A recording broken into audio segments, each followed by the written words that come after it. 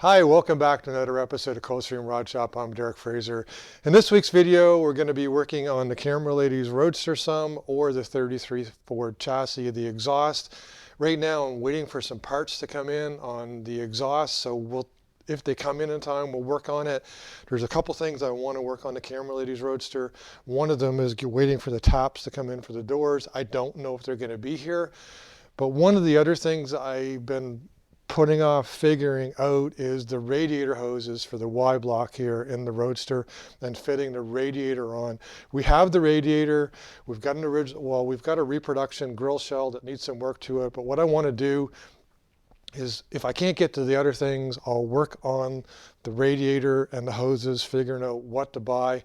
In the past, we've gone ahead and we've dummied up some hoses and gone to the car parts store and figured something out. So I don't know what we're going to do, but we're going to go through that process and probably go through that process in this episode on that.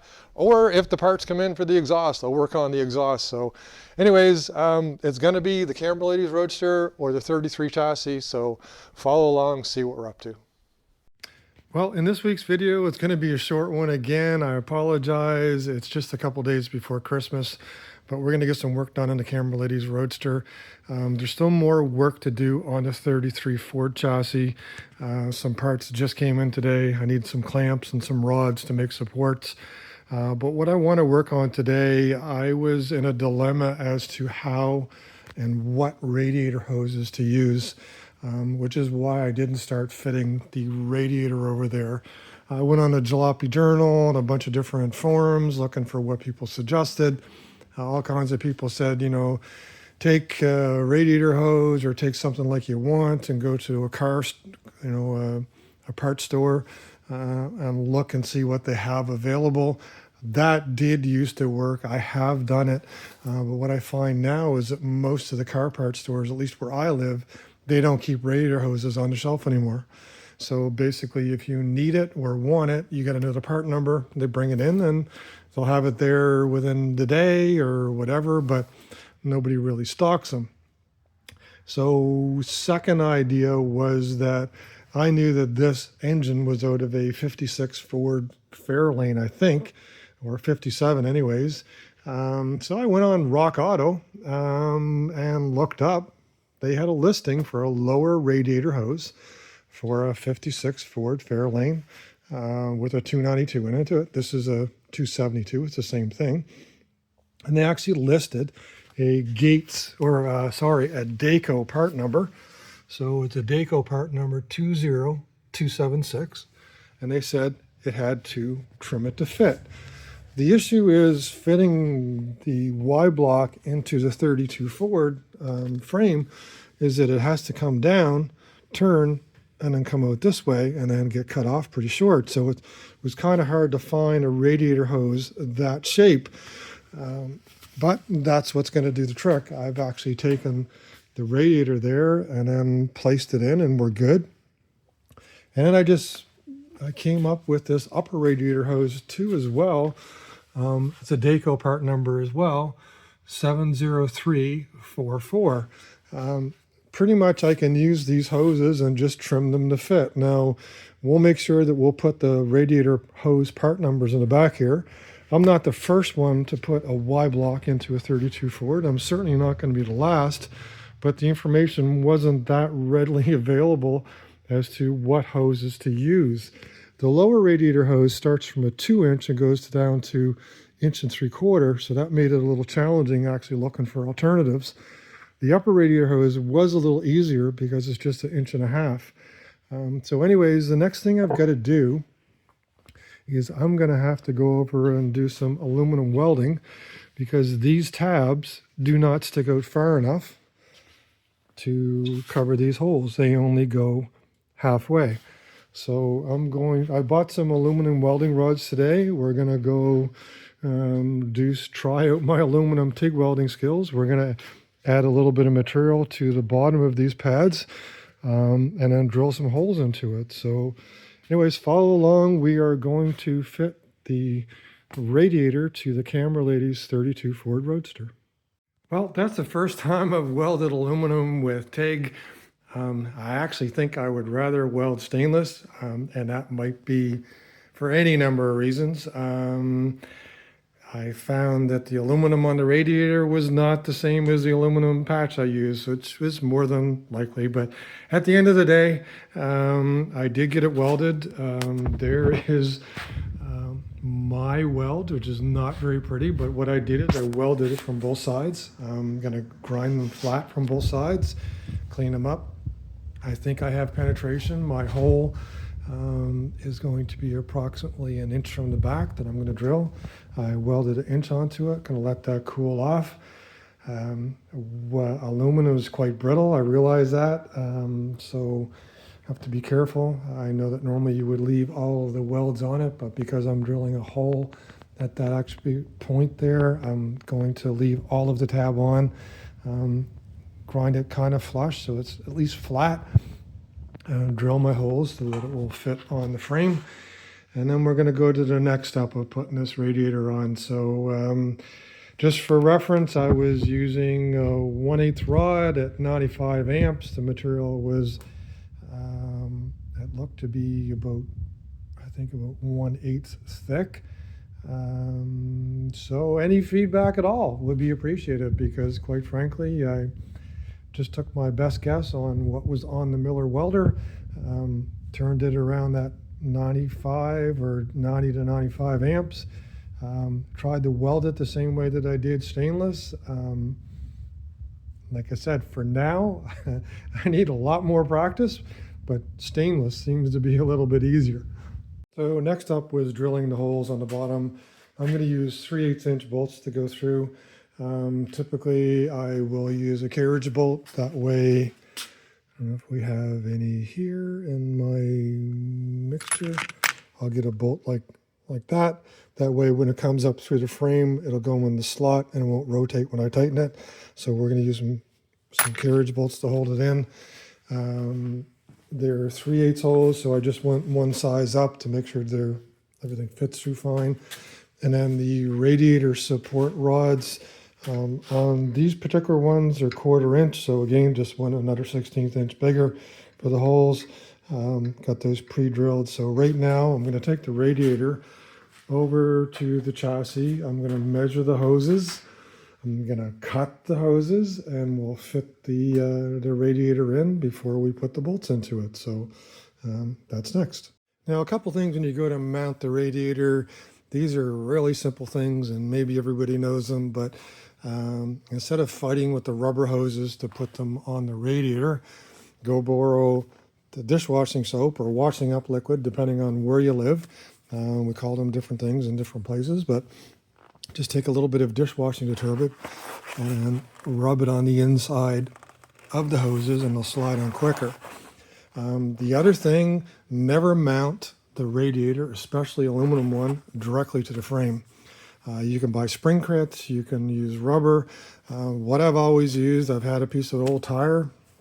I cut a hole in a tire, poke a hole into it, and then basically have the radiator sit on that. Because what happens, if it's the aluminum tabs on the steel, over time it fatigues and basically it breaks. Aluminum does that. So you want a little bit of cushion there. The original radiators, even with the steel tabs, had like a bolt and a spring. You can buy those if that's what you want to use. It's great. I've had great success just using the small pieces of rubber between the tabs and the frame, but you got to put something there because over time they will work their way off. So what I'm going to do right now, I'm going to take the dishwashing detergent, going to rub it on the inside of that hose. We'll fit the radiator on there. I'm going to fit the top hose later. It's not as critical because basically the radiator has to come into the hose. It's a tight fit in a small area. Same thing what I had to do on the Model A and the 32 pickup. So anyway, we'll see there in a couple seconds. So there's the radiator positioned in. Looks like it's leaning forward quite a bit, but so is the firewall. What I did, I went over to the 32 pickup. I had a measurement reference. It's 29 inches from this lip to the radiator top, approximately. We can still move it to and from. Still have to put the radiator cell on and measure the hood and everything else. We got room to play around with that and everything else. I cut the hoses to suit. Now, absolute worst case scenario, we can't really change the bottom, and we probably shouldn't because of the clearance issues and stuff like that. But absolute worst case scenario, I buy another hose for the top. That was the least expensive one. The bottom one was the hardest to find, but I got it no problem. But that's how it fits right now. We've got a couple bolts upside down right now holding the radiator cell in place. On other side, I don't have the bolts in place, but that's where it sits. So what I'm going to do next, we bought the brackets for the rad supports here. We're going to put those on because we took the original ones off of the firewall. They were just too pitted and too rusty to use. I bought a new set of radiator rods, support rods, so I'm going to put those on next. And then basically, again, I'm going to use some of the measurements off of the 32 pickup over there to basically tighten it down just a little bit more. And then we'll have the radiator in place here shortly. Well, been working away on the Camera Lady's radiator here. Kind of have the grill shell dummied on right now. I put the radiator support rods in place. I had those nice little stainless steel mounting brackets that we put on. Really nice. They bolted on really, look great. No problems putting them on. I did have to trim these rods because I think these rods, got them from Speedway, and I think they were 32 to 36. So you've got to, don't be surprised if you buy 32 to 36 and not 32 specific. You're going to have to cut the stainless steel rods. So that's all good. I've gone through this process before. One key thing for getting your radiator mounted to the right, your shell to the right position, is just basically dumbing in the divider strip for the hood, because that's going to set the distance for the top.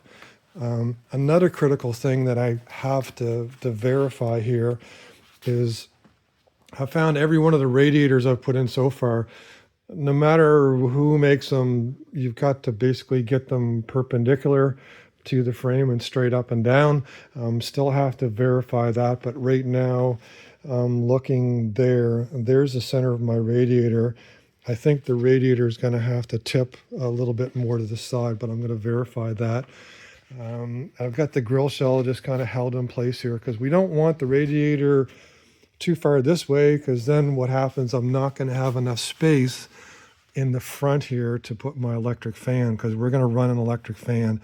I like to have my grill shell forward a little bit for extra space for that. I know most of the time you're supposed to put your grill shell up against the radiator for better cooling and shrouding and all that stuff, but I've ordered a 16-inch electric fan. It's going to be here next week. I'm not going to bolt everything down entirely until I get the fan and I get my fan on the radiator. But one thing I did do was when I was doing Brenda's Roadster, I took some measurements here of what the final widths were for the hood sides, because we want to run hood sides here. So basically I had between 33 and 3/8 to 33 and a half from where the vice grips are here to this line, and then across the bottom I was running between 33 and a 16th to 33 and 3/16 across the bottom. So that's where I'm sitting right now. So that's absolutely perfect. I guess if you don't have the benefit of having a couple other cars around, it's the same thing with the 32 pickup. I have the same measurements off of that. That's why I'm showing you. Anybody that's doing this, those are the kind of the measurements where you want to basically ballpark it. My grill shell is sitting up a little bit off of the frame, probably I would say between 3/16 and 1/4 of an inch. That's where I typically have found mine fit well, because also on the hood sides, you want your hood sides to come straight up and down. If your grill shell is too high, then the sides are crooked. It's easy to get the top. but the sides, it's actually quite difficult to do. And one thing I've realized here is I'm going to have to go get another fan belt to bring my radiator in a little bit, because I'm thinking that that alternator is going to stick out just a little bit too much. I thought I had it right before. I still have room to put another fan belt in that's another inch or so shorter, so we should be able to rotate this part of the alternator in and out of the way, because we want everything inside and we want the hoods, all of the hood to cover everything up. We want sides on it. I guess if we can't get the sides onto it, we'll go without, but we ultimately are trying to put full hood sides and a top on this Roadster. So that's where we are so far. I'm going to carry on working here as much as I can before I run out of video time for the camera lady. But it's going good, looking good. Another reason I should mention about the grill shell, I do have to make some repairs to this. We didn't paint it. I knew I had to weld up some of these holes because it was a seconds grill shell. So basically we're going to fit it, get it where it needs to be, kind of thing. And then once everything, the holes are drilled and we know where everything is, then we're going to paint it. Well, unfortunately, that's as far as we could go in this episode. Like I said, I only had 2 working days this week. It's the week of Christmas. And actually, the video is going to be airing on Christmas night, because we always put something out on Thursday night at 4 p.m. Atlantic Standard Time. So just want to wish everybody a Merry Christmas, Happy New Year, all the best. Hopefully you can work on your hot rods, get out in your garage, do something with them, clean them, polish them, change something, enjoy them, look at them, whatever it is you're going to do with them. But, you know, go play with your hot rod or your muscle car or whatever it is. But in this episode, like I said in the beginning, one of the things I tried to figure out about was, you know, what radiator hoses should I use? And I kind of expected to go find some information on a forum or somebody post something. But everybody, like I said, basically said, oh, I went down to my local car parts store and I looked for a hose, and they don't have inventory these days. So I did come up with the exact hoses that will fit. They just have to be trimmed. I mentioned earlier they were both Dayco part numbers, but that's not right. One of them, the lower one, is a Gates 20276. We'll put them at the end of the video. And then the top one was a Dayco 70344. So if you're going to put a Y block in a 32 forward, you just got to search for those 2 hoses and then trim them to fit. And actually they worked fantastic. The other thing, we've got the radiator rods on, the radiator in place. I'm as far as I can go with this right now because I want to wait for the electric fan to come in. I think I have more than enough distance there, but I just want to be sure. And then what I'll do is I'll take the radiator shell off, we'll make the repairs to it and get it basically prepped or ready for painting and stuff. But there's all kinds of other things we can work on the 32 Roadster. And as well, we'll carry on working on the 33 Ford chassis. So anyways, that's it for this week at Coldstream Rod Shop. Please like, share, tag, and subscribe. Send me your comments, and please have a Merry Christmas and Happy New Year. Everybody take care.